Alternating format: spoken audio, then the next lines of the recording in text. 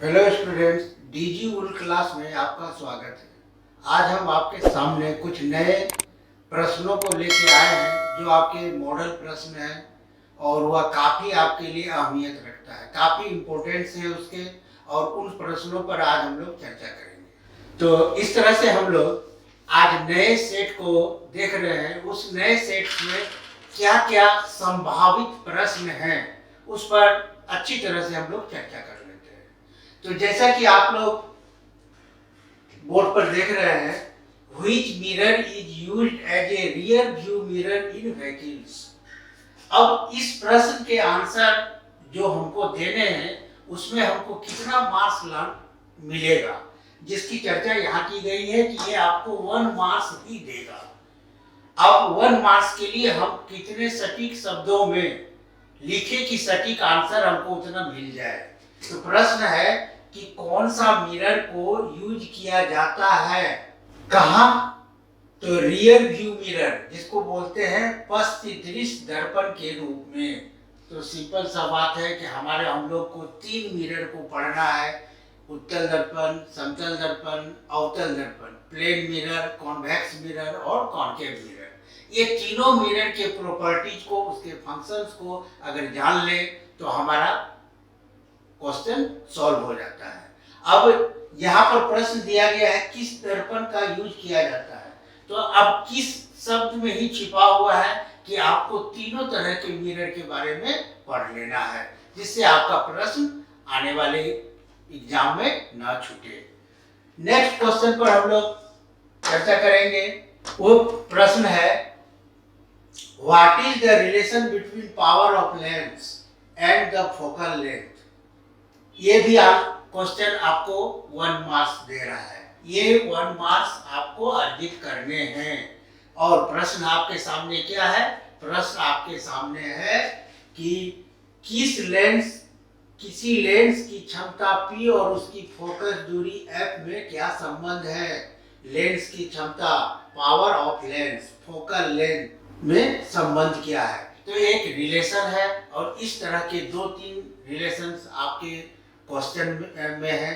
जैसे लेंस की क्षमता, फोकस दूरी का रिलेशन, ऑब्जेक्ट, इमेज और फोकल लेंथ। यानी हमको मिरर फॉर्मूला, लेंस फॉर्मूला और इस तरह के जो रिलेशंस हैं, U V F का रिलेशन, P और F का रिलेशन, ये सारे रिलेशंस को अगर पढ़ लेते हैं तो आपका ये प्रश्न सॉल्व हो जाता है और आप आसानी से 1 मार्क्स इसमें अर्जित कर सकते हैं, स्कोर कर सकते हैं। इस तरह से हम लोग नेक्स्ट प्रश्न की ओर आते हैं। वो प्रश्न क्या है कि आंख के रंगीन भाग को क्या कहते हैं। What is called the coloured portion of the eye. आंख के कलर पोर्शन को हम लोग क्या कहते हैं। आंख के आंख में हम लोग आई के स्ट्रक्चर को पढ़े हैं, उसमें बहुत सारे तरह तरह के और उसके कंपोनेंट हैं, जैसे रेटिना है, कॉर्निया है, आइरिस है। तो अब ये जो अलग अलग कंपोनेंट है आंख के, ह्यूमन आई के, उसमें से प्रश्न बनता है कि आंख के रंगीन भाग को क्या कहते हैं। What is called the colored portion of the eye। और ये प्रश्न भी आपको 1 नंबर दे रहा है। और इस 1 नंबर को पाने के लिए आंख के जो भी और भी अंग हैं तो ये ध्यान में रखिएगा।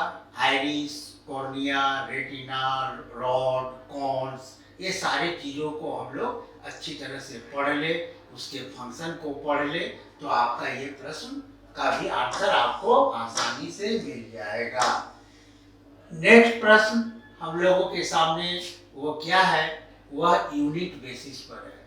हम लोग फिजिक्स में बहुत सारे फिजिकल क्वांटिटीज हैं जिसके यूनिट्स को जानना है। ये प्रश्न आपको ये बताता है कि फिजिकल क्वांटिटी जो भी है, भौतिक राशियां जो भी हैं, उसके मात्रक हैं, उसको एक अलग लिस्ट बना करके हम लोग तैयार करके रखें और उसे लर्न कर याद कर ले। उसमें से कोई भी पूछा जा सकता है। ये आपका एक सिंपल है कि आवेश का मात्रक लिखिए। आवेश की जगह पर आपको दूसरा भी पूछा जा सकता है। तो आप अगर एक अलग जगह पर फिजिकल क्वांटिटी और उसके मात्रक को अगर लिख लेते हैं, लर्न कर लेते हैं, तो इस तरह के प्रश्न, तो यह प्रश्न आपको ये बताया कि हमको यूनिट भी याद करना है, उसके मात्रक को भी याद करना है। तो इस बात को ध्यान रखिएगा। नेक्स्ट प्रश्न आपके सामने है। ये प्रश्न भी आपको 1 मार्क्स ही देता है, 1 अंक ही देता है। लेकिन इस 1 अंक को हम लोग कैसे ऑब्टेन करें?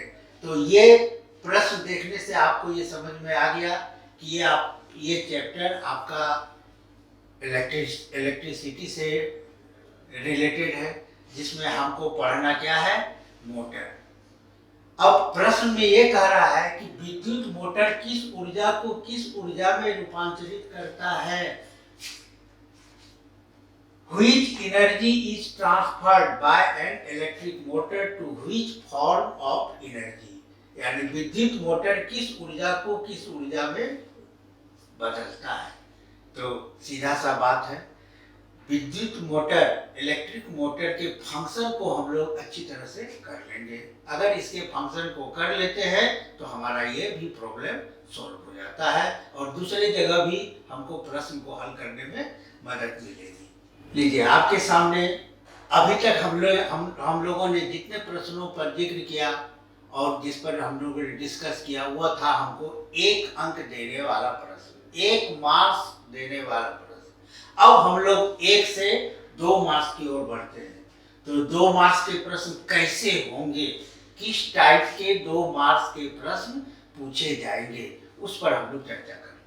अब यह प्रश्न देखिए, अवतल दर्पण में बनते हुए प्रतिबिंब का एक स्वच्छ किरण आरेख कीजिए जब वस्तु को ध्रुव एवं फोकस केंद्र के बीच रखा जाता है।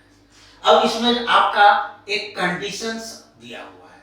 तो वो कंडीशंस क्या है कि हम ऑब्जेक्ट को प्लेस करें, लेकिन कहां पर करें?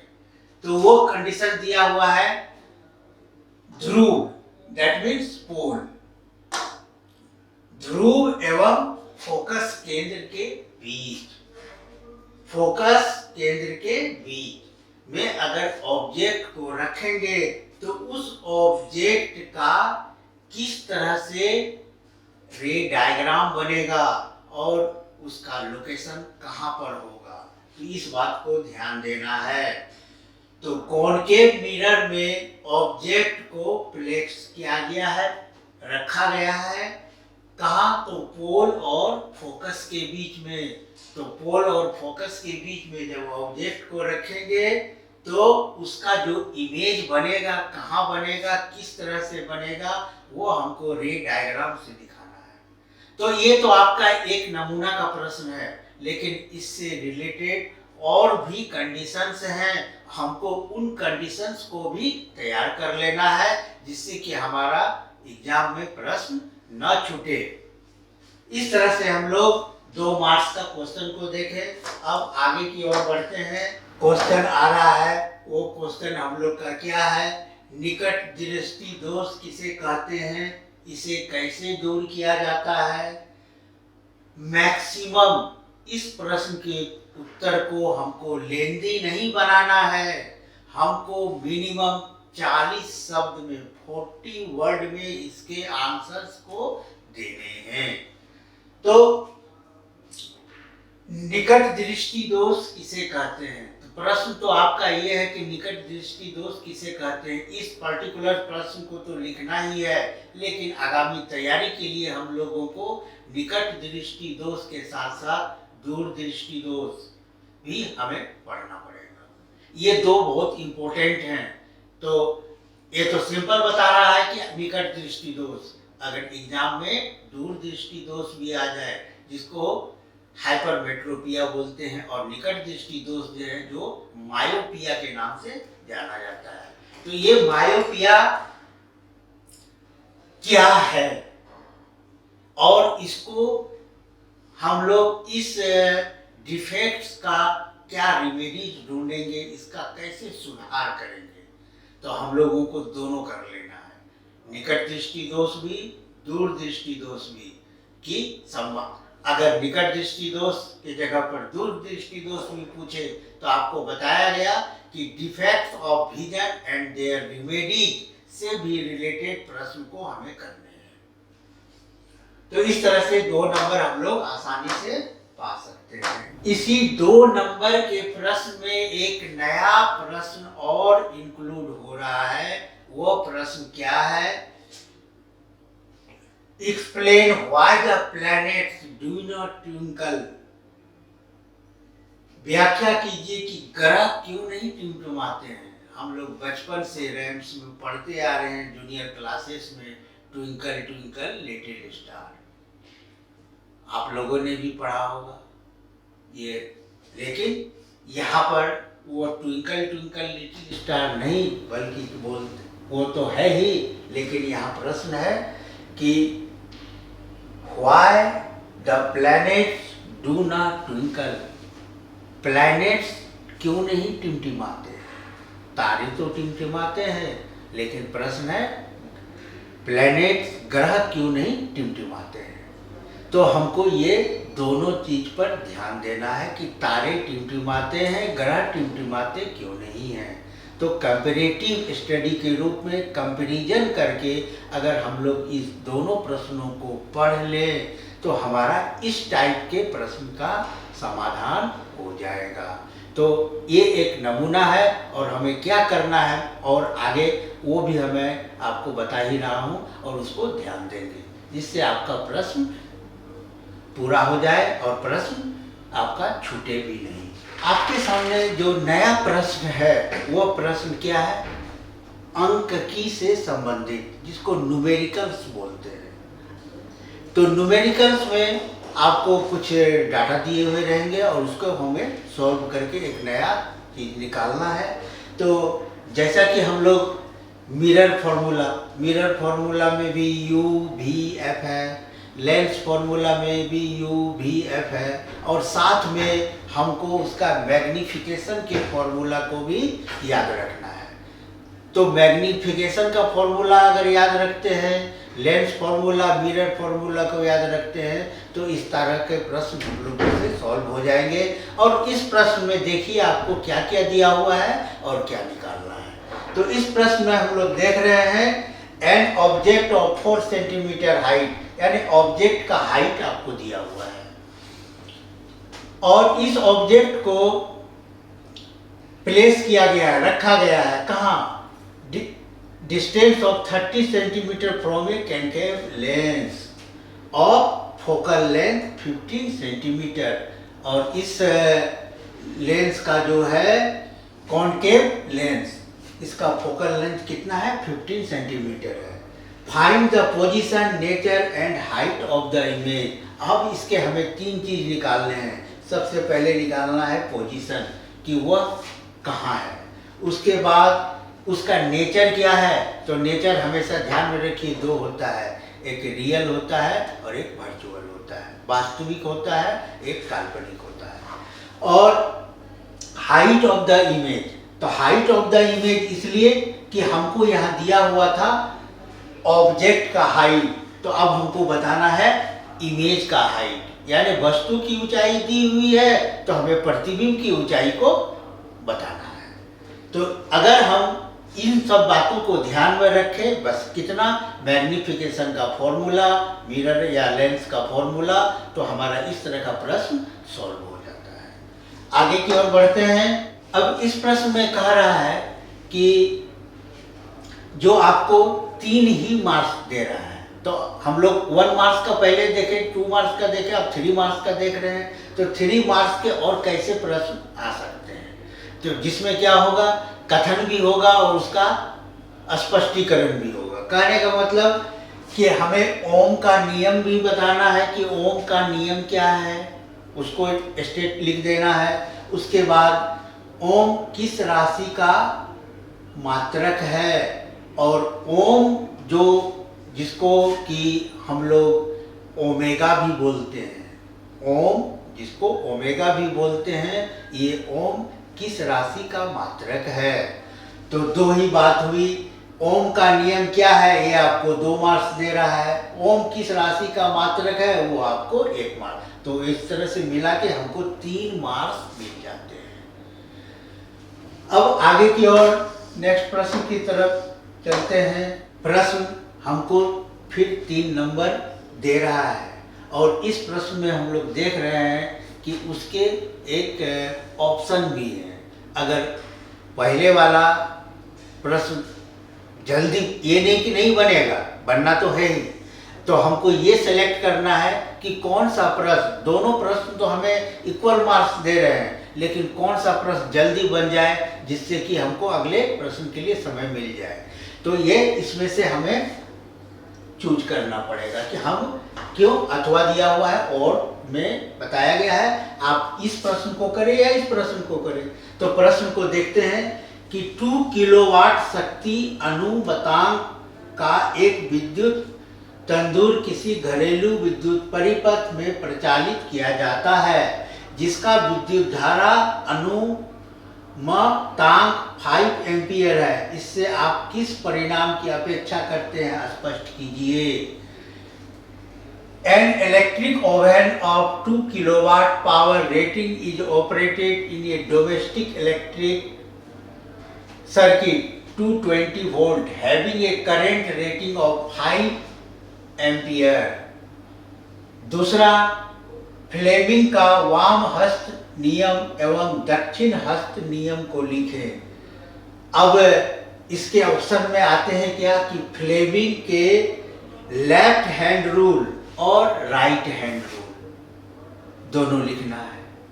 तो ये हमको क्या इंडिकेट कर रहा है कि अगर हम लोग फ्लेमिंग के left hand rule right hand rule को कर लेते हैं तो हमारा एक प्रॉब्लम सॉल्व हो जाता है इलेक्ट्रिसिटी से, और आसानी से हम लोग 3 नंबर अर्जित कर सकते हैं। इस तरह से हम लोग नेक्स्ट क्वेश्चन की तरफ बढ़े। इस प्रश्न में आपको सीधे 5 मार्क्स आपको दे रहा है। ये प्रश्न 5 मार्क्स, इसका वेटेज ज्यादा है। तो 5 मार्क्स के लिए प्रश्न कैसा बनाया गया उसको ध्यान में देना है कि श्रेणी क्रम संयोजन किसे कहते हैं। एक विद्युत परिपथ में 3 प्रतिरोध R1, R2, R3 को श्रेणी क्रम में जोड़ा गया है। विद्युत परिपथ का तुल्य प्रतिरोध ज्ञात कीजिए। तो हमारे पास में सीरीज कॉम्बिनेशन, श्रेणी क्रम कॉम्बिनेशन के लिए हमको 3 प्रतिरोध, 3 रेसिस्टेंस दिया हुआ है, R1, R2 और R3। इसको हम किस तरह से एडजस्ट करें कि उसका हमको इक्विवेलेंट रेसिस्टेंस या तुल्य प्रतिरोध आसानी से मिल जाए। तो ये प्रश्न हमको एक इशारा और दे रहा है कि हम लोग श्रेणी क्रम संयोजन को पढ़ेंगे ही पढ़ेंगे, लेकिन पार्श्व क्रम संयोजन भी पढ़ेंगे। कनेक्शन इन पैरेलल कनेक्शन और सीरीज कनेक्शन, दोनों कनेक्शन को अगर पढ़ते हैं तब जाके हमारा ये 5 मार्क्स के हकदार हम बनते हैं। तो इस तरह से 5 मार्क्स को पाने के लिए हमको ये करना पड़ेगा, श्रेणी क्रम पैरेलल क्रम। लेकिन आपके जो बोर्ड है उस पर जो क्वेश्चन है वह श्रेणी क्रम है, लेकिन हमको पार्श्व क्रम भी कर लेना चाहिए जिससे हमारे प्रश्न इम्तिहान में, एग्जाम में ना छूटे। अब इस प्रश्न में एक अथवा करके भी दिया हुआ है कि अगर हमसे इस प्रश्न में कुछ कठिनाई आ रही है, जल्दी नहीं सोल्व हो रहा है, तो हम दूसरे प्रश्न की ओर भी ध्यान दे सकते हैं। इस प्रश्न में कहता है दिए गए चित्र के आधार पर निम्न प्रश्नों के उत्तर दीजिए। आपके सामने ये फिगर ड्रॉ किया हुआ है जो आपके प्रश्न पत्र में रहेंगे, और प्रश्न पत्र में जो फिगर रहेंगे उस फिगर को देख करके प्रश्नों के उत्तर को देना है। तो अब उस प्रश्न के उत्तर को देखेंगे। चित्र का उपयुक्त नाम लिखिए। ये जो चित्र है ये किस चीज का चित्र है, कैसा चित्र है, इसका नाम को लिख देना है, सिंपल। उसके बाद 1 एवं 2 के नाम लिखिए। यहाँ पर इंडिकेट किया गया है 1, यहाँ 1 और इस जगह पे 2। तो ये 1 क्या है और ये 2 क्या है, इसके नाम क्या होंगे, यानी उसको लेबलिंग करना है, उसके नाम को बताना है। तीसरा में किस तरह की ऊर्जा इस उपकरण द्वारा परिवर्तित की जाती है। ये जो आपके पास में डिवाइस है, इस डिवाइस में किस टाइप का ऊर्जा, एनर्जी को इस डिवाइस के द्वारा, इस उपकरण के द्वारा हम कन्वर्ट करते हैं। नेक्स्ट, ये जो आपके सामने डिवाइस का फिगर दिया हुआ है उपकरण का, इसके क्या उपयोग हैं, इसके 2 उपयोग हम लोग लिखते हैं। अगर पता है कि कौन सा डिवाइस है तो उपयोग आसानी से हम लोग लिख सकते हैं। अब इसमें एक टर्म है आर्मेचर। अब इसमें कहता है कि आर्मेचर को परिभाषित कीजिए, उसको डिफाइन कीजिए। आर्मेचर को अच्छी तरह से डिफाइन कर देना है। तो ये पार्ट बाय पार्ट करके अगर लिखते जाते हैं तो हमें 5 मार्क्स मिल जाता है। हर पार्ट में एक एक अंक है, तो 5 पार्ट्स हैं, आपको 5 अंक मिल रहा है। और ये जो है आपका प्रश्न, ये 2 पार्ट में बटा हुआ है। तो आप समझ सकते हैं कि एग्जाम में कौन से प्रश्न को हम पहले सेलेक्ट करें, कौन से प्रश्न को पहले हम चूज करें जो हमको ज़्यादा से ज़्यादा अंक दे। तो ये आप पर डिपेंड करता है, आप किस तरह की पढ़ाई किए, कैसा किए, जो सेलेक्ट करने में आपको सुविधा हो और इस प्रश्न के उत्तर को आप दे सके।